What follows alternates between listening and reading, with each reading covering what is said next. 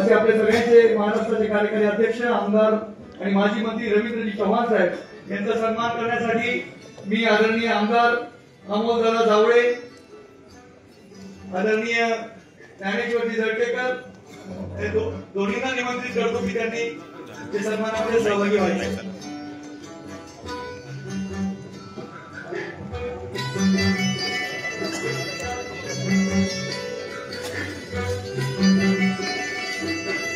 यानंतर पुढचा सन्मान महाराष्ट्राचे कॅबिनेट मंत्री आदरणीय आमदार जयकुमारजी रावल यांचा होईल। आदरणीय जयकुमारजी यांचा सन्मान करण्यासाठी धुळ्याचे जिल्हाध्यक्ष आदरणीय गजेंद्र आंबेडकरजी आणि त्याचबरोबर दामिनीचे जिल्हाध्यक्ष बबनरावजी चौधरी या दोन्हींना विनंती करतो।